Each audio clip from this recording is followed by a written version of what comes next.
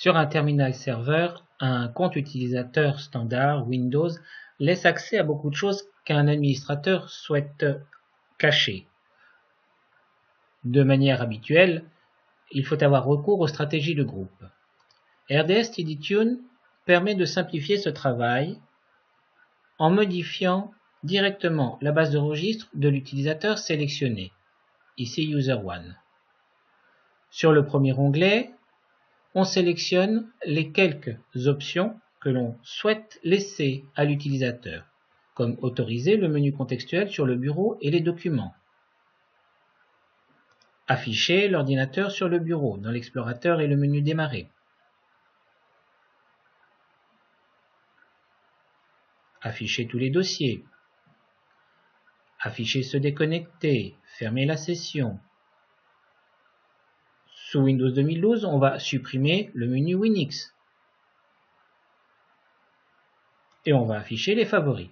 Voilà un choix, un type de choix, et au niveau d'Internet Explorer, on le laisse le plus verrouillé possible, on ne coche rien.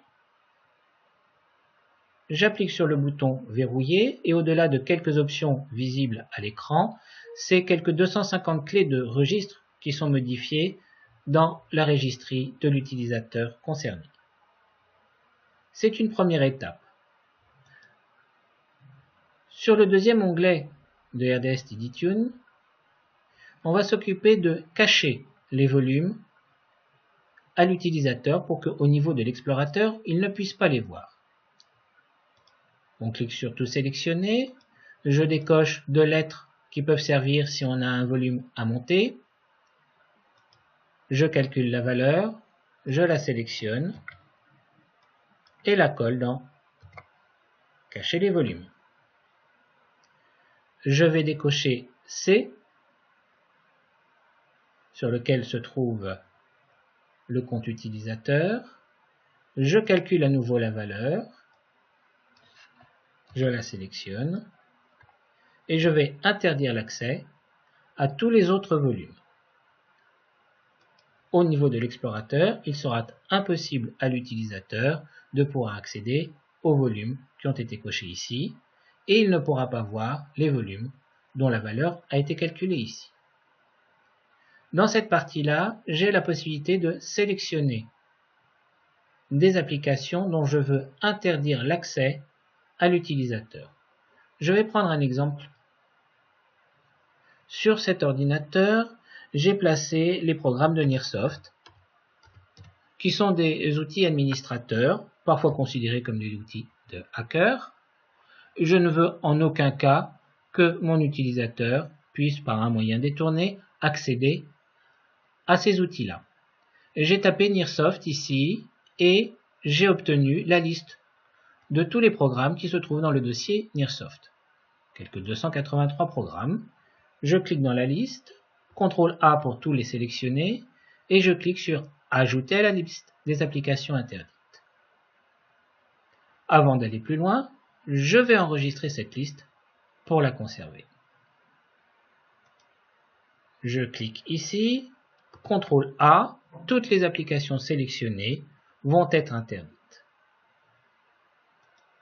Je clique ici aussi pour interdire ces applications. Et je clique sur Appliquer. Voilà. Dans le dernier onglet, je vais agir sur l'ensemble du serveur. Je désactive les partages administratifs. Je cache le nom de l'ordinateur dans le voisinage réseau. Je supprime la ligne « Ouvrir l'emplacement du fichier » dans le menu contextuel sur les raccourcis. Et je supprime le ruban de l'explorateur sous Windows 2012. J'applique. Ceci fait, je passe dans l'onglet « Cacher les dossiers ». Je coche « Cacher ».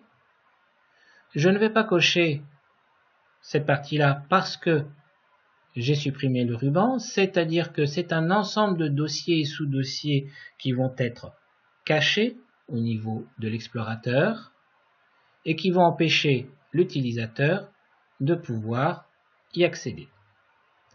Je lance l'opération.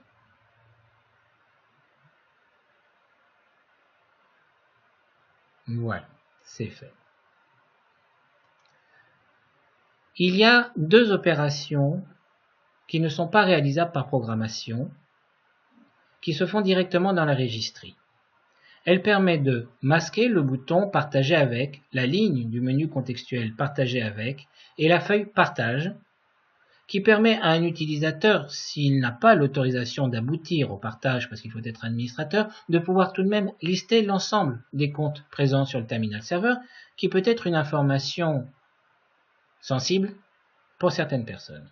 Donc ce qu'il faut, c'est sélectionner ici cette valeur. Ce bouton permet de lancer directement Regedit. CTRL F. Je passe cette clé ici et je la recherche. Je vais agrandir pour avoir plus de place.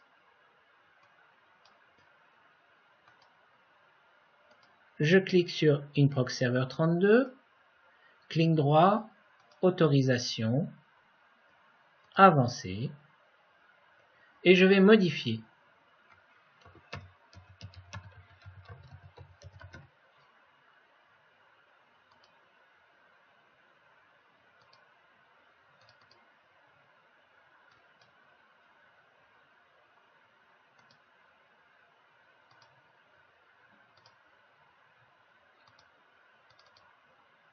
Puis, cette modification faite, je vais effacer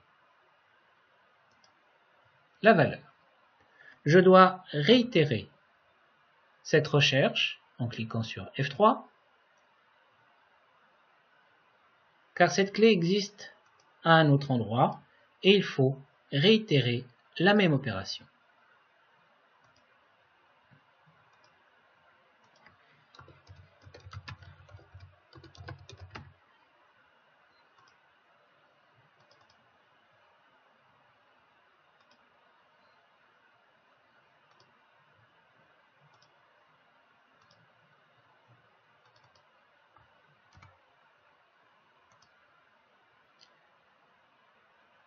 Je reviens dans RDS-SteadyTune, car j'ai une deuxième clé de registre sur lequel je dois faire la même manipulation.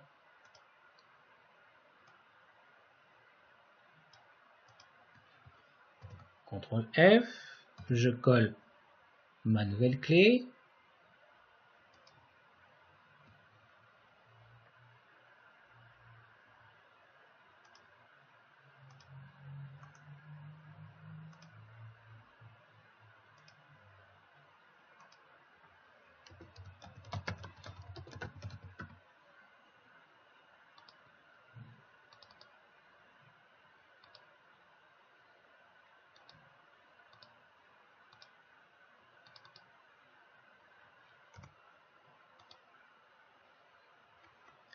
F3, car je dois faire cette opération une seconde fois.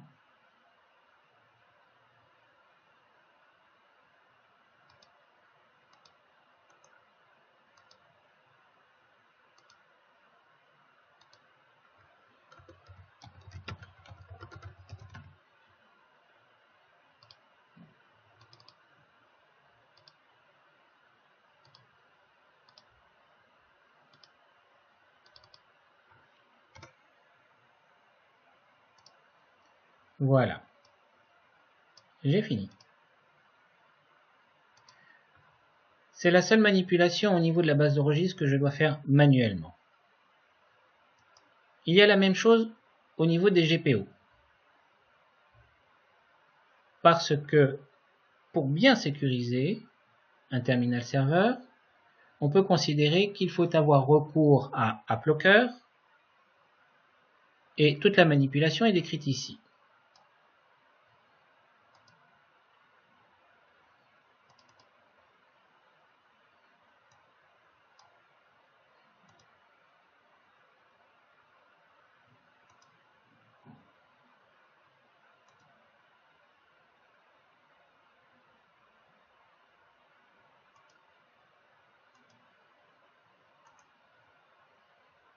Il suffit de créer les règles par défaut.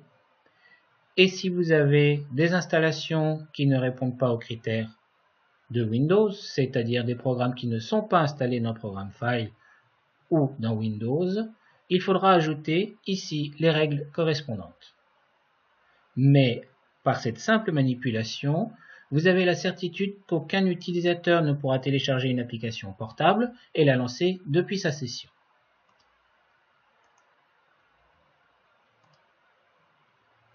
Au niveau de Windows Installer, je ne souhaite pas que tout le monde puisse lancer des mises à jour.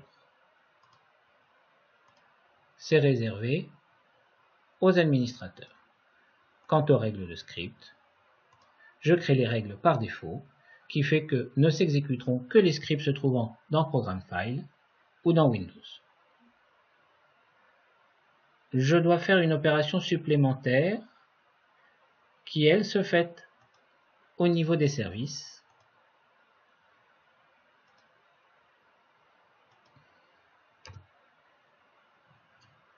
Le service identité de l'application doit être passé en automatique pour que AppLocker fonctionne.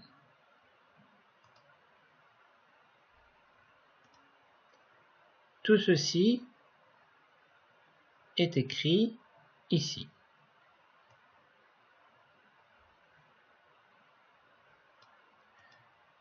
On peut apporter des modifications si on le souhaite au niveau de la gestion des mots de passe. Quant à ce qui est écrit ici, la confection du flux RDP, cela n'est valable que sous Windows 2008.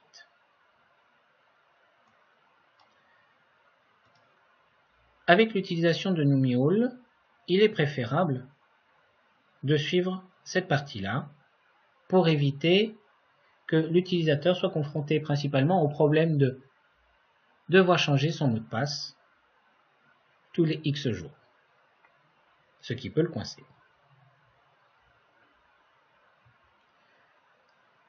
Une autre manipulation pour cet utilisateur à qui on a retiré l'accès au programme All User, c'est de devoir mettre dans son programme User, je ne m'y attendais pas,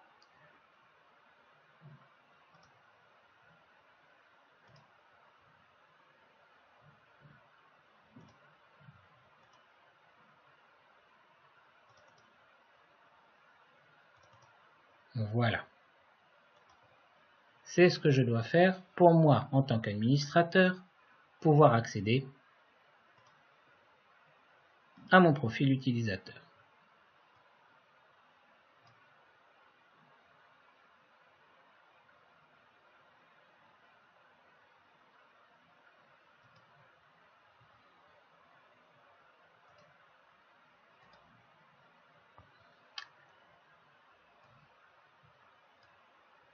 Je vais passer dans le Start Menu de mon utilisateur ces deux éléments. Je les copie. Puis, les autres programmes auxquels je veux donner accès à mon utilisateur. Ici, pour l'instant, à ce stade d'installation, je n'aurai que Foxit Reader. Mais je vais aussi supprimer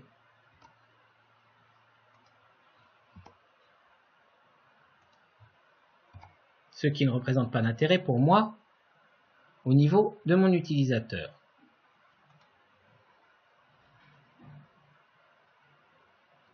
Voilà, j'ai fait le tour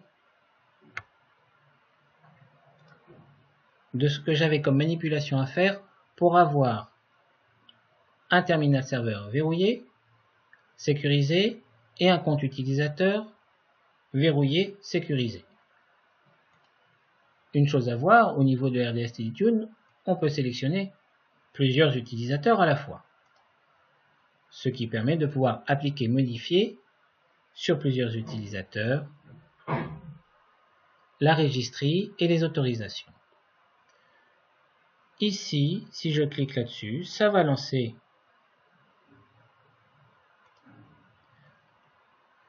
la registry, ça va monter au niveau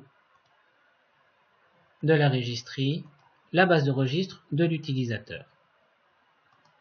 Cela peut me permettre d'aller vérifier les clés de registre que je manipule. Comme par exemple, toutes ces clés qui ont été modifiées ou créées pendant mes manipulations. Quand ceci est fait, avant de quitter, je dois penser à décharger la ruche de l'utilisateur. Nous avons fait le tour de RDS Steadytune.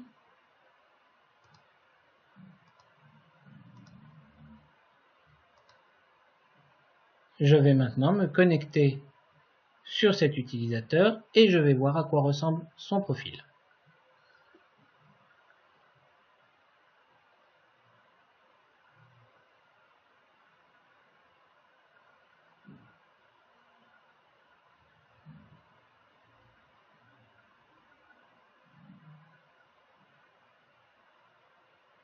Je vais poursuivre ma manipulation en effaçant ça que je ne fais pas par programmation.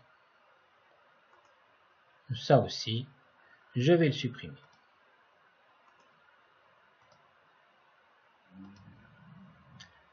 Le clic droit sur la barre des tâches ne fonctionne plus.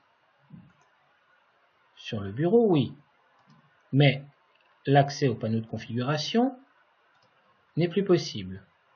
Je n'ai plus les notifications ici. Le clic droit sur Windir ne donne rien. Mon explorateur m'offre ces possibilités-là. Et je vois ici que je n'ai plus le bandeau et je n'ai pas accès à la modification des dossiers. Voilà un explorateur aux possibilités beaucoup plus réduites. Et au niveau de cette partie-là, je n'ai plus que les applications que j'ai laissées à disposition dans le dossier du compte utilisateur et non pas tout ce qui se trouve dans All User.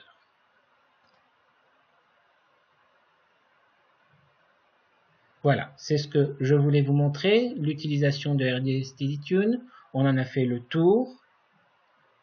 Il peut faire économiser beaucoup de temps dans la mise en place d'un compte. Merci de votre attention.